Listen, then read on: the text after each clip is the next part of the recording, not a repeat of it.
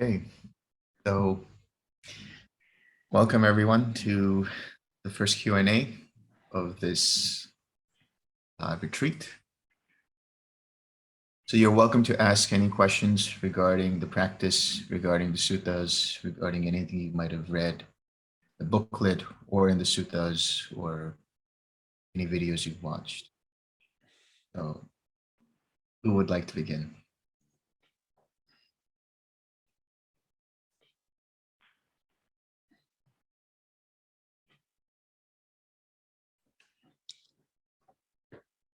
Well, I'll begin. Can you hear me? All right. I can hear you. Good. Okay, good. Since it just came up again in this meditation, I tend to get a lot of very practical question. I tend to get quite a bit of tension around here and around the eyes. It's much better than it used to be. When I first did an online retreat back in the spring, I actually wound up with real muscular pain around the eyes and decided to stop meditating for a few days and then gradually get back into it because I was concerned about it.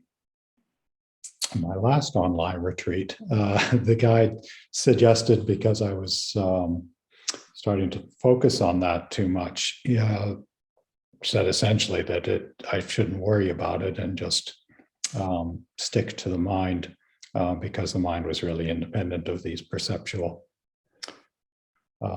problems. But since it's tension and the whole practice is to relax, it still is a concern for me, partly because of the discomfort and the distraction, but also I wonder how much it interferes.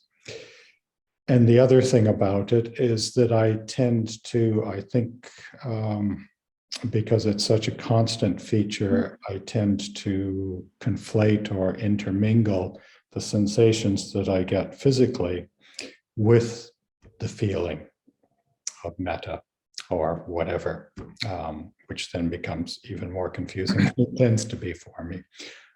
So I wondered if you could comment on that or if you had any suggestions. So generally, what I would say is if you are experiencing any kind of pain or tension in the head or anywhere in this region, you also want to see if the mind is becoming too focused or too energetic in terms of its meditation, in terms of its centering around the object of meditation. Because another thing you might notice is because the mind is trying too hard, essentially pushing to experience the metta or whatever it might be, there can be also an increase in the number of distractions that arise. Are you finding that for yourself? This seems to be a little independent of, I mean, that does happen if I'm focusing too much, but this seems to be, if I try to relax, say, one part, then I feel a twinge somewhere else and it kind of ripples around a little bit. So I'm not, and it's certainly my personality is such that I'm always trying too hard. So that's certainly an element, but I have worked on that, tried hard not to do that. That takes quite a bit of, brought from a talk that I heard you give. Yeah, I'm not sure, like maybe one of the ones just recently, you talked about having a kind of enveloping or going around the object in a way. And that helped, instead of trying to concentrate like this, just having a sense of opening up the field, sort of. But I have to pay very close attention to that as well. So it's another form of concentration in a way that comes in. Yeah. No, what I would say is if you're able to experience the metta, where you're able to feel it in whatever way you're feeling it, and just have the bare awareness that it's there. Mm-hmm. So just allowing the mind to just rest in it, to relax into it, you might find a different quality of meditation if you do it that way.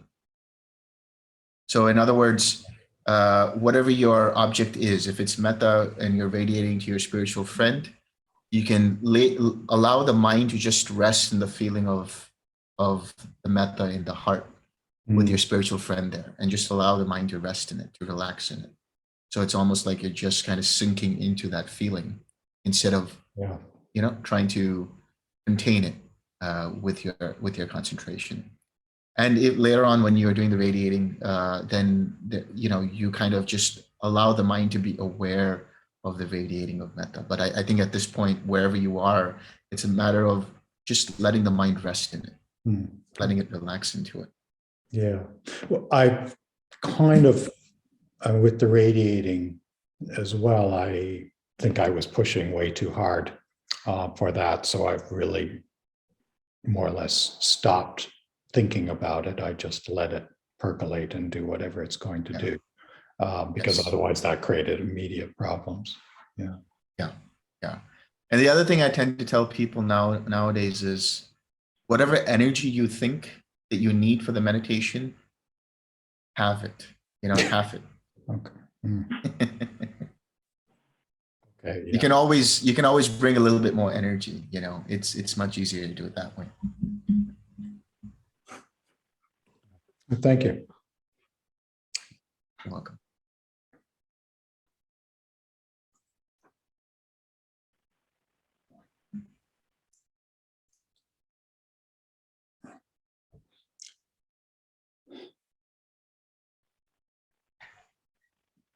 Okay, I'll ask a practical question as well, if I may.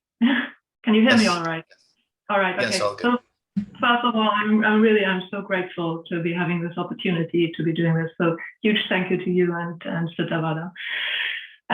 So if I understand correctly, then because I heard you and Bhante Vimalaramsi say it in talks that I've listened to, when the metta moves to the head, basically we just take the metta in the head as the object in the same way that we use the metta feeling in the chest? Or does that, do we do anything differently than when we feel that? There is a difference.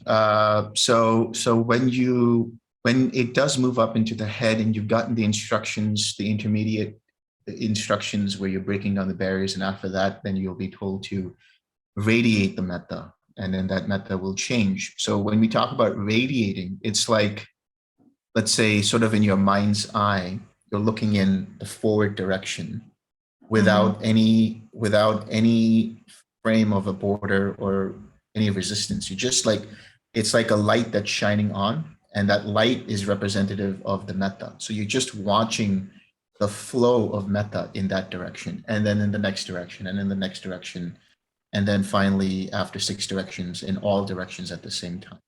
Now, when it's in all directions at the same time, it's sort of like you're in a bubble, and the bubble is just expanding. And so your focus or your attention should not be to push that outward feeling or push outward that feeling. It's more about being aware of the experience or the quality of the feeling and just allowing it to be sent out. So one of the analogies that I use is like, if you look at a very clear, crystal clear, still lake, and you put a little pebble and it just starts to ripple up. So it's just like that. Like, you have an intention of this metta going in one direction, and you're just watching, observing the rippling of that metta going in that direction, and then in the next direction, and in the next direction, and so on, until you get all 6 directions and you're doing it all at the same time. Oh, okay. Yeah. Well, I haven't had any of these instructions. I just chanced upon it, I think, and was just wondering what to do with it now. But maybe we can clear that up the one-on-one review then. All right. Okay. Yes. Thank you. Great.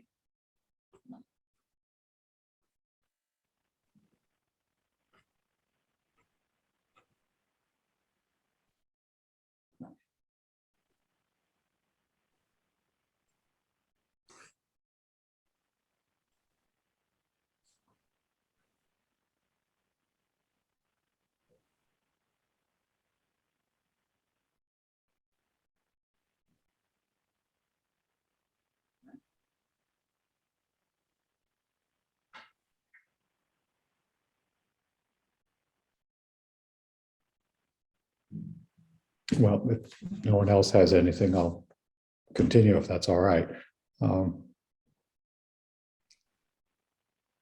Looks like I just lost connection to my audio. Give me 1 second.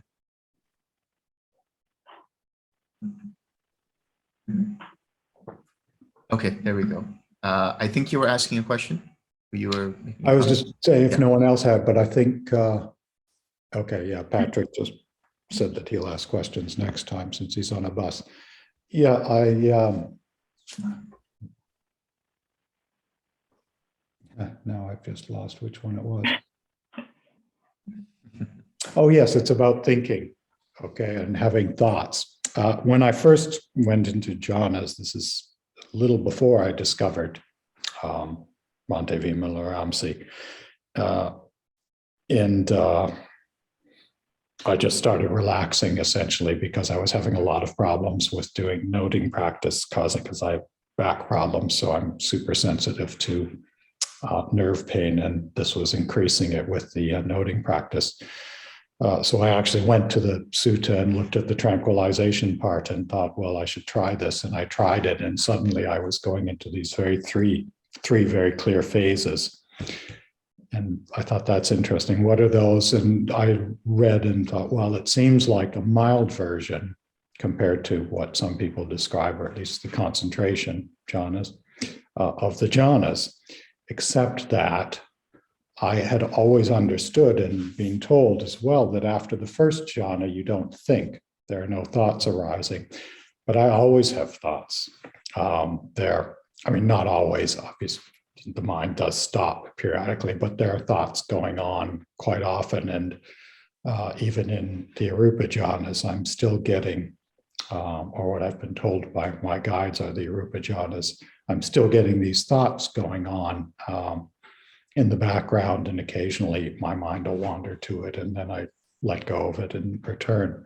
But is that, does that just mean that my understanding previously was incorrect about that? Or are you, in terms of the thoughts going on? At this point, I suppose my understanding at this point is that in a way, it's just like seeing or hearing or anything else. These things go on because that's what the mind does. Yeah. So the way to understand it, let's take the first two jhanas, or let's say the rupa jhanas, is starting with the first one. What's happening is we have what's known as vitakka and vichara. So vitakka and vichara are traditionally translated as thinking and examining thought. And what that's really saying, as we understand it from this particular way of looking at it, is it's really the initial application of thought, which is to say the initial intention of bringing up your spiritual friend or bringing up the metta. And then you are having a little bit more intention with the vichara, with the examining thought or sustained thought, which is to kind of stay with that object of meditation. But in the second jhana, what happens is those two fade away, primarily because, number one, now you're with your object. And number two, now it feels like a flow. It feels effortless. So there's a bit of efforting, if you will, in the first jhana with regards to an intention, with regards to application of thought, taking the thought and saying, I want to send it to my spiritual friend, or I send it to myself first, and then to my spiritual friend, or radiating, or whatever it might be. And there will be thoughts in the background, even second, third, fourth jhana. But those thoughts, when they do appear, they're just like, as you said, picking up sounds in the background, but your mind doesn't deviate to them. Your attention doesn't get deviated to them. And what you might notice is if you start to look at and become a little more mindful of the thoughts, not that you need to go and explore and note what thoughts those are, but I'm just saying if you kind of look back on the quality of those thoughts, you'll see more often than not that they're more image related rather than verbalized.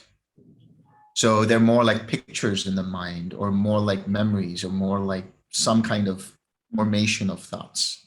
Because you'll experience that especially in the in the 8th or the arupa jhanas, where what you're seeing is the arising of sankharas, the arising of formations that create proto-thoughts. They're like the bubbling up of thoughts that aren't fully formed yet. So those will still continue to an extent, but you're not going to have full-blown thoughts that are verbal necessarily in nature. Okay.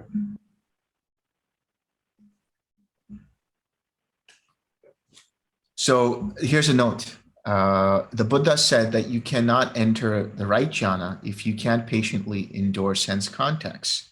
Mind is also a sense base. So this is from the Sutta on Concentration, Anguttara Nikaya 51.13. Is that right?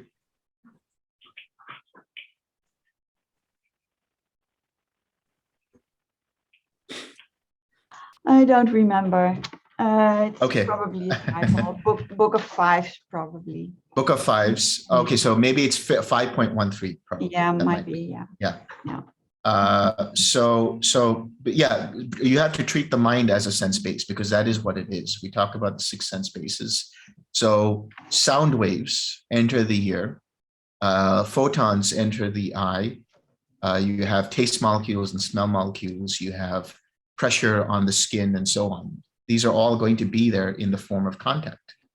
Likewise, it's going to happen with regards to the mind. But I will say, if you look at the quality of your thoughts, you probably will see there's less verbal thoughts and more image-based thoughts, or more kind of visual or imaginary kind of thoughts than thinking about things, really. Yeah. Because the moment you have verbal thoughts, there's a bit of an intention there. There's a bit of application of thought there. I can have whole conversations go on that are with people that I don't know, and I've never heard this conversation in their voices. I haven't heard. So Yeah. I would think that might depend on the kind of, a person's natural tendencies. Mine tend to be verbal. That's very true. Background. That's very true. Yeah. You see, when we talk about the second jhana, it's understood that the verbal formations, the verbal sankharas start to die down. They start to cease. Primarily because you stop thinking about, or you stop applying more effort towards feeling the metta, and you let go of that initial application of thought and are just letting the metta flow. And so there won't be as much of those happening. And if they are, they are. It's no big deal. I mean, the main point here is to allow those thoughts to be there in the background. If they're not deviating your attention away from your object, you're all fine. If your attention starts to think about that thought, now the mindfulness, or rather the attention, is now on that thought or those series of thoughts instead of being on your object. So all you're doing there is bringing it back through right effort, which is the 6R process. You recognize that, oh, here is a thought and I'm thinking about this thought. You let go of it and you bring your mind to relaxing the mind and the body, and then coming back to the smile and then returning to the object. And then repeating whenever, again, the mind deviates from its object. And it's a very gentle thing. There's no force here. There's no roughness here. It's all very soft and gliding. You just, okay, here's a thought. I got distracted, letting go, relaxing, smiling, coming back. So it shouldn't happen more than 3 seconds at the most, 3 or 4 seconds at the most. Okay, thank you.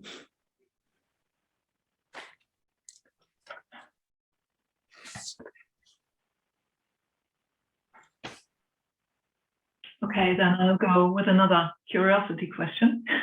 Okay. I was wondering, because since with the Suttavada attainment, the fetter of personality view is basically destroyed, I was wondering that what an impact that has on the relationship with pain, or the perception of pain, because I can, like, let's say I'm I'm meditating, I feel a pain coming up, I can 6-hour the pain, I understand on a theoretical basis that it is just pain, it is impersonal, it's not me, not myself, and so on.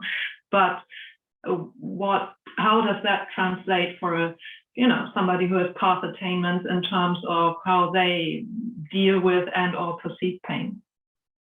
Yeah. So that fetter of the false belief in a personal self, that's really what it is, the personality view, the Sakaya Ditti, as it's understood in Pali. That is basically a conceptual idea that I am a self, that there is some self here, and that self can be this body, feeling, perception, intention, or awareness. And so the body, or rather the mind, equates one of these or takes one of these as being self, or as part of self, or self in it, or separate to self, or whatever it might be. Really, these are the different self views that we talk about, the belief in the personality. There's 20 of them, and basically, like I just pointed out, the 20 views are the 5 aggregates multiplied by the 4 types of views for each of the 5 aggregates. So that goes away because you no longer take that to be self on an intellectual, conceptual level.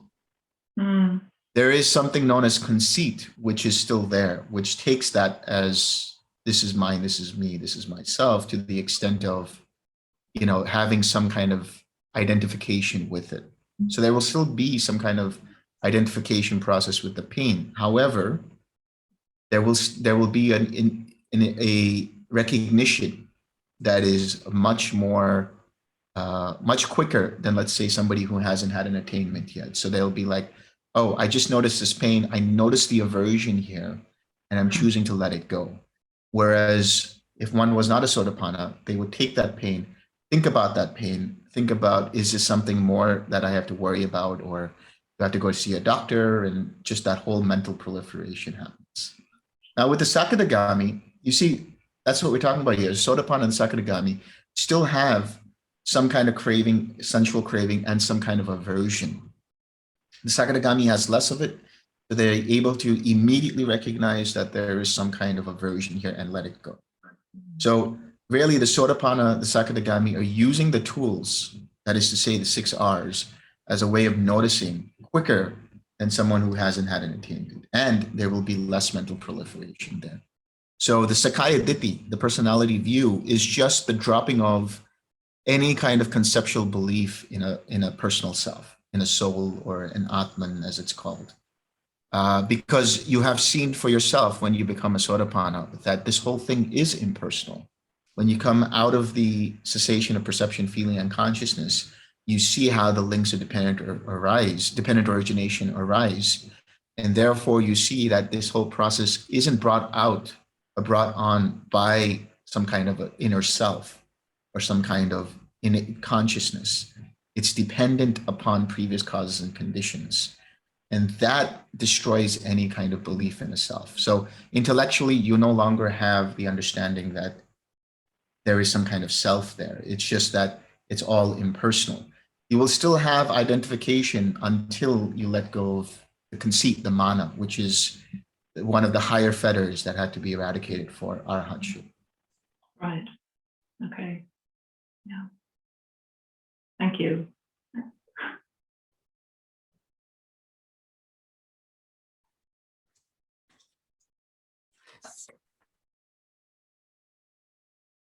And I have another one if nobody else has anything. Yeah, go ahead. I'll jump in after. Just something I've been wondering about, because in the, I don't know which sutta it is, but it's in the Majjhima Nikaya.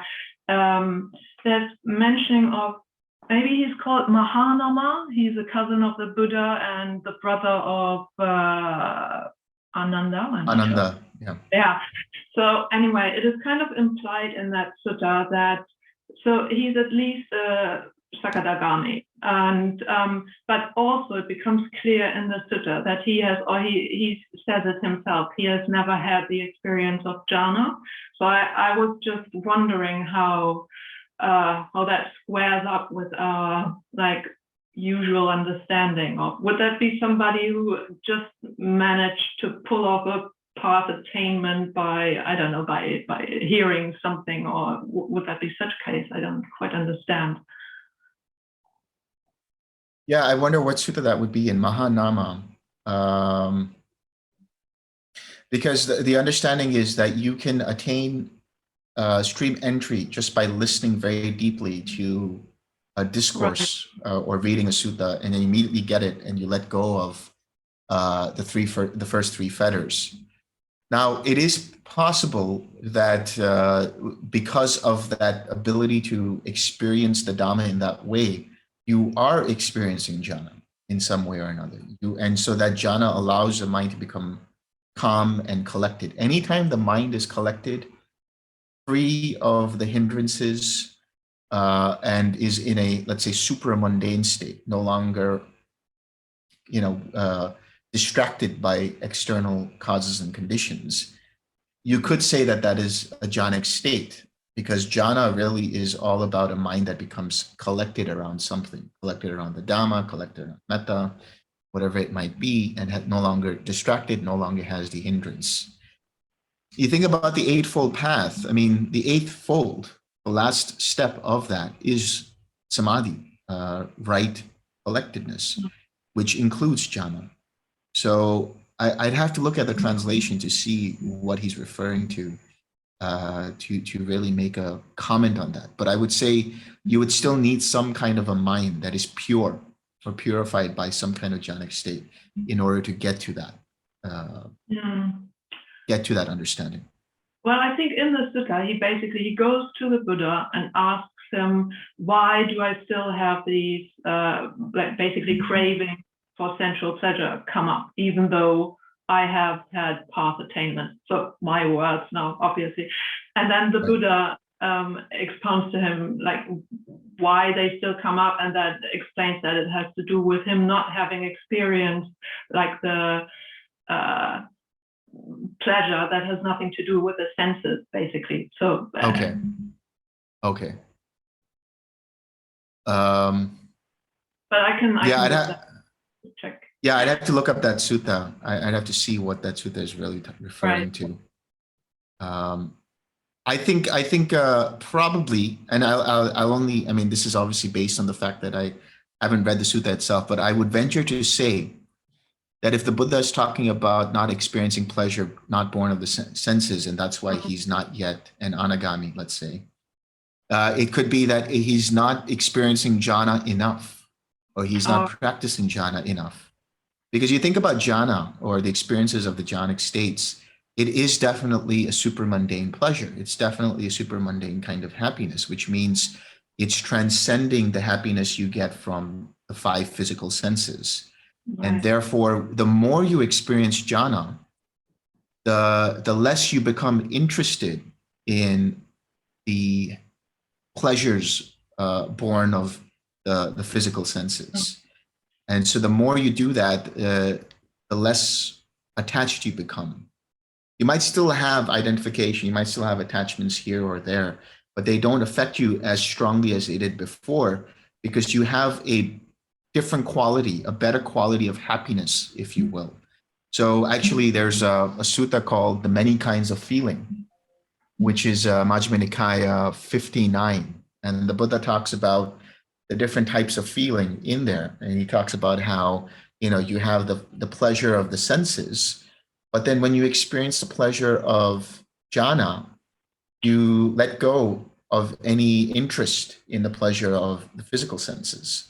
And then when you have the pleasure of Nibbana, and he doesn't say it in here, but I'm just saying, when you have the experience of Nirodha, or you have the experience of Nibbana, then even the jhanas become less interesting, because now you have like the ultimate happiness, the ultimate bliss. So it's like climbing the ladder of happiness, where then these lower kinds of happiness, if you will, become less important to the mind. All right, okay. Yeah, that also, because I remember in that sutta also, because Mahanama, he decided to remain a householder, whereas his brothers went on to become monks. And so I also remember that the Buddha basically tells them, well, and that's why you're still a householder, because you're still really attached to the sensual pleasures. So, all right, okay. Yeah, thank you.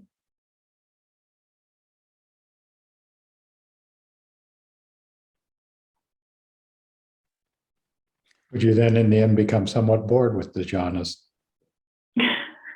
Yeah, you would. You would actually. I mean, unless you become attached to them, because any form of pleasure within conditioned experience can become a source of attachment.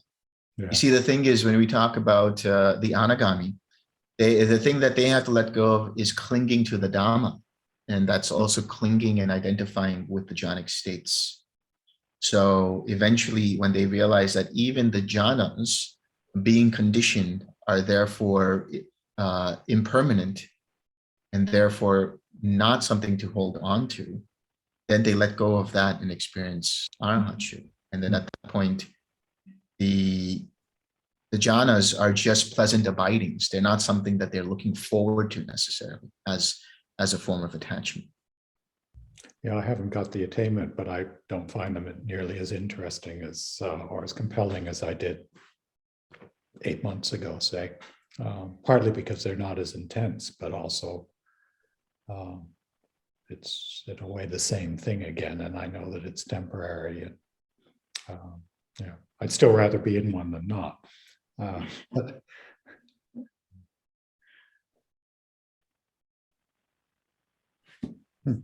I've lost your sound. Yeah, your audio is gone.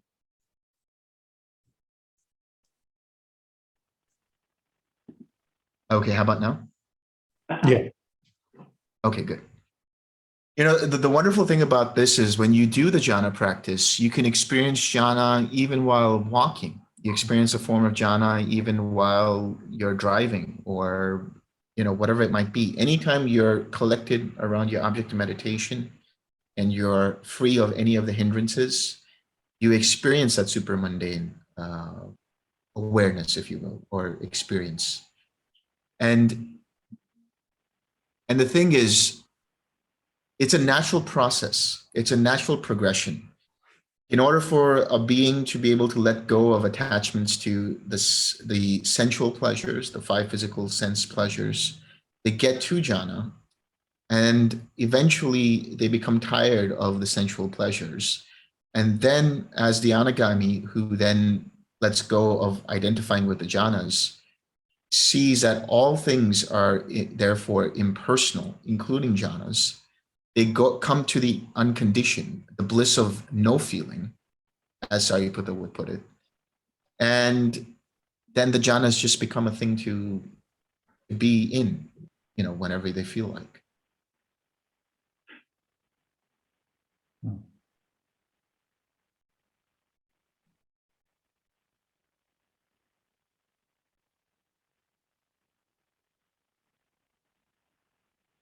But I think I would have to emphasize the importance of saying, be in jhana as much as you can.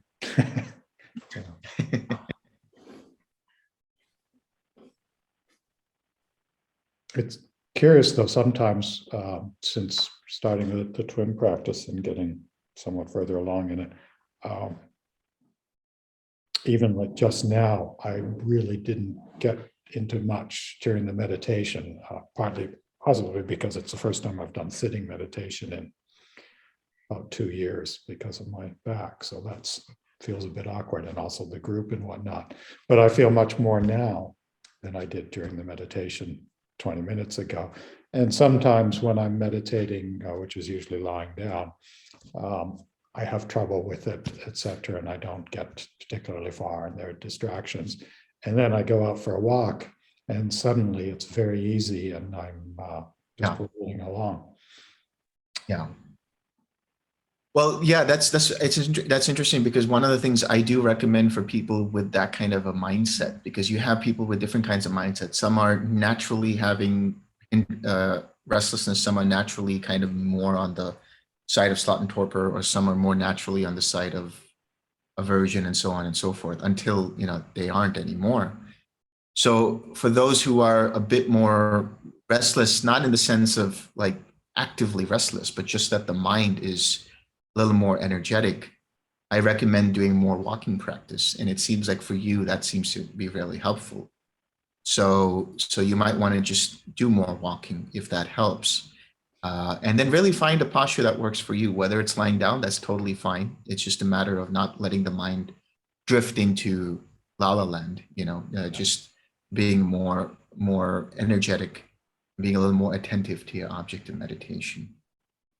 Yeah, I don't have any trouble with that anymore in lying down. Maybe the first half hour or so. Right. But after that, it's just energy and yeah. But with walking, you can't really get into the deeper jhanas, I wouldn't think, while you're walking along. You would be surprised. Okay. What happens is when you get into, like, for example, the seventh jhana, unless there's like a strong gust or a strong wind or something, all you're feeling is contact with the feet and the ground. That's all you're feeling. And then it's like there's no body here at all. It's a very interesting state to be in while you're walking, standing. Something to look forward to. Yeah. Okay. Thanks.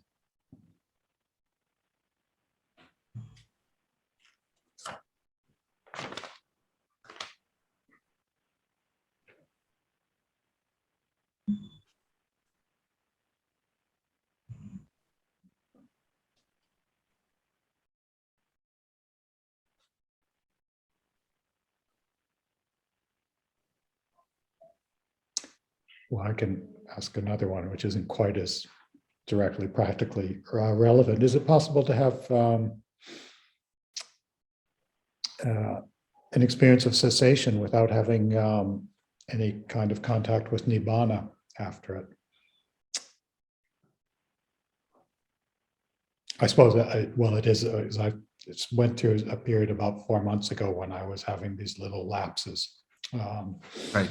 Which sometimes can be falling asleep very briefly, but a few of them over a period of a few days weren't. And it seems just a sudden blank, and I come out of it and be completely, more alert and feel the sense of relief and whatnot, but no sense of having seen dependent origination or anything like that. Did you experience any joy though? Did you experience any increase in joy and energy after that? Yeah, definitely increase in energy. Joy, not as intense as other times, but yes, but not, some previous to that, I've had experiences of joy that were really extreme. This was not that, but more a sense of relief and energy. Okay. Certainly not groggy coming out of being asleep or something. Well, that's fine. That's fine. I think we probably want to talk about that in your first interview tomorrow privately, because I want to know more information about that. But just on very general terms, I would say there are times where people experience some kind of a blacking out or a blank out, where it's just like there was nothing and then they come back up. And it can happen in the 8th jhana, where it's like you're coming up and down, and it's not grogginess. It's just what's happening is the perception aspect of the mind starts to become diminished. And then eventually that leads to a larger cessation, let's say, in the sense of cessation of perception, feeling, and consciousness, which is very, very noticeable after you come out of it. So when you're in the 8th jhana, you're kind of like your attention bobs from being attentive to having perception to no perception to perception to no perception. And they're very micro in length, they're very not as perceptible, if you will, in terms of when you do come out of it. And there are times where people, I'm not saying you're doing it, but I'm saying in general, there are people who would meditate and come to a point where they suppress the mind so much in concentration that it does go into a blackout. And that's a kind of a state of suspended animation, if you will, of all thoughts and feelings and so on. And it's like a level of unconsciousness. So if we were to talk about it theoretically in the context of the 31 realms of existence, for example, people who do that, it's understood, go into the realm of the unconscious beings, because there's no mind there at all. There's no mind movement. There's no thought process. There's no feeling. There's no perception. But because they haven't come out of it, there's no change in perspective. There's no change in the understanding and wisdom and so on.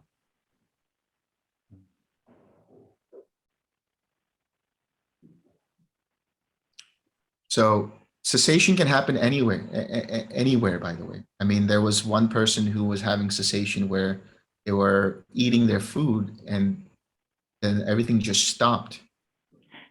And then when they came back up, they experienced joy and happiness, and the colors became brighter and sounds became clearer, and there was a different quality to their experience, and they were filled with joy for the next day. And they had seen, or they felt, or they experienced some kind of shift in the way that they understood or perceived reality. So cessation doesn't have to happen just while you're sitting. It can happen while you're washing the dishes or walking the dog or taking a walk or whatever, because your mind becomes so collected. It just lets go and then experiences that nirodha and contact with the Nibbana. So that still counts as a contact with Nibbana, even if it happens outside of a jhana, so to speak. All right. Well, yeah, the thing, like I said, I mean, that person would have had some experience with jhana in the past. But what happens is they're not practicing necessarily at that point in time, but they've already had prior practice of jhana, and their mind just becomes collected and very quiet and mindful. And then they stop doing whatever it is they're doing, and their mind just turns inward and then stops all feeling and perception. Right.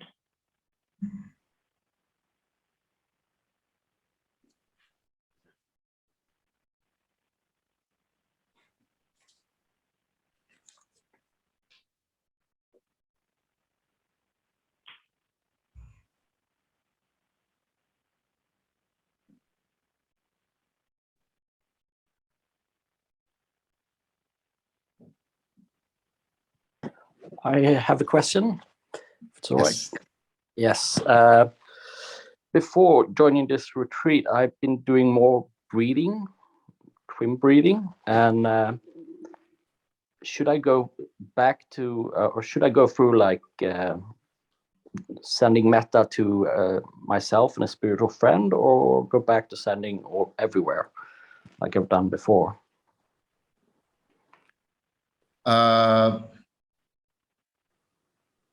So I need a little clarity on that. So you were doing breathing before, meaning you were doing breathing from mostly the TWIM method? Lately, the last half year or something. Or and before that? When I was on retreat, I did sending metta everywhere. Okay, so you went through that process of sending it to yourself, spiritual friend, and so on and so forth. Yeah. Okay. I would say for the time being, for this retreat, just radiate whatever feeling comes up. Just radiate metta or compassion or whatever. Okay. Thank you. You're welcome.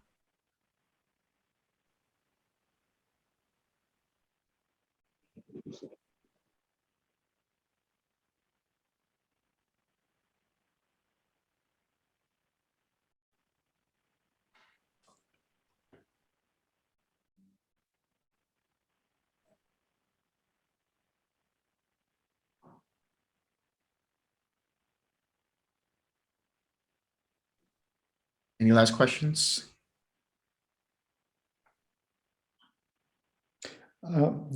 Yeah, one more, I suppose.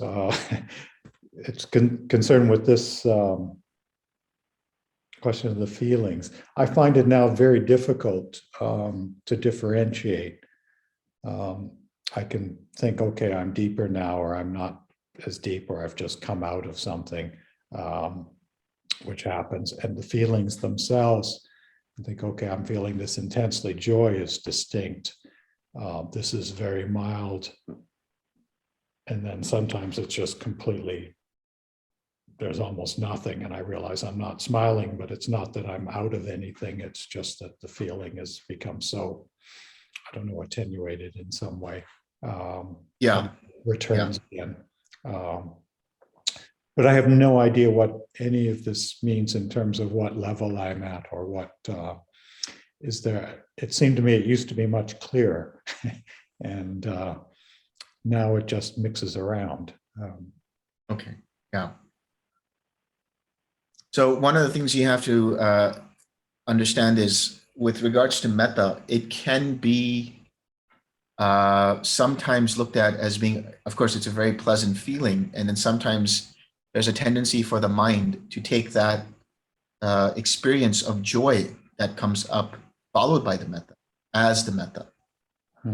And so the joy might come up in, like, let's say the first or second jhana, and then it starts to attenuate in the third, and then finally disappears in the fourth. And so there's a tendency for the mind to take that as being metta and saying, oh, I've lost the feeling, what's going on?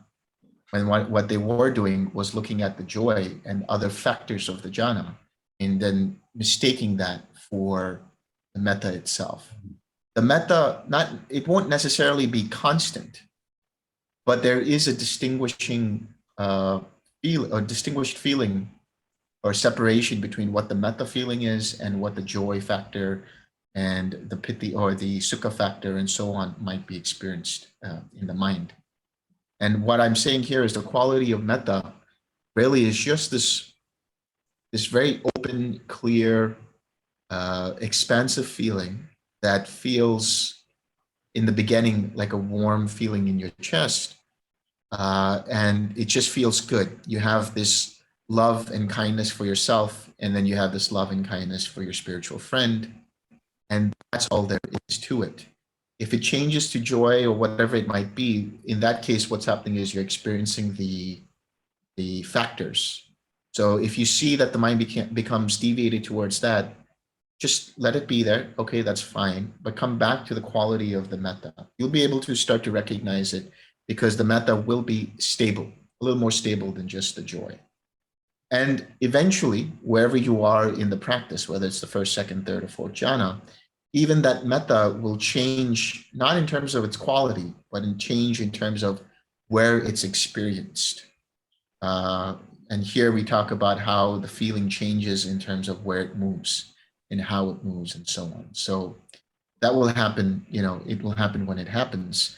But the point here that I'm making is whatever experiences you have in the highs and the lows, and it starts to gradually change, that's all just factors of the jhanas. You're experiencing piti, you're experiencing sukha, then you're experiencing, just sukha, and then you're experiencing tranquility and equanimity and so on. So that's fine. That's okay. But then don't allow that to be the metta or the object of meditation. Just come back to the feeling and see what's happening with the feeling.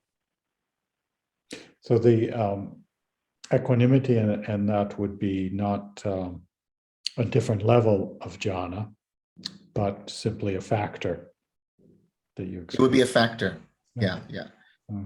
In the beginning, we don't tend to talk about where you're at in terms of the practice, because that just brings in the thinking mind, brings in the reflective mind, which then is a hindrance for progress. But you'll know when where you're at, and we'll let you know when certain things happen. Yeah.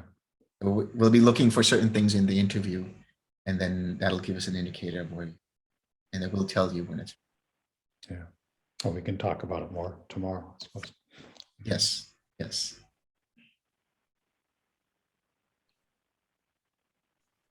Did you have any other questions?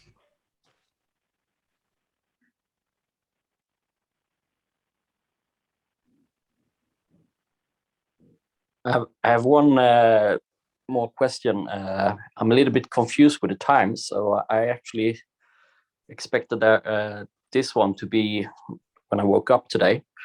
But is there any more online Zoom meetings today, or this is the last one?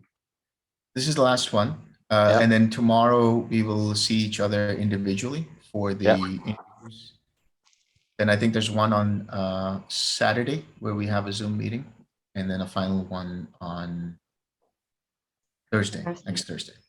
Yeah. Okay. Great. Thank you. You're welcome. Okay, let's share some merit. May suffering ones be suffering free, and the fear-struck fearless be. May the grieving shadow grief, and may all beings find relief. May all beings share this merit that we have thus acquired for the acquisition of all kinds of happiness. May beings inhabiting space and earth, devas and nagas of mighty power, share this merit of ours. May they long protect the Buddha's dispensation. Sadhu, sadhu, sadhu.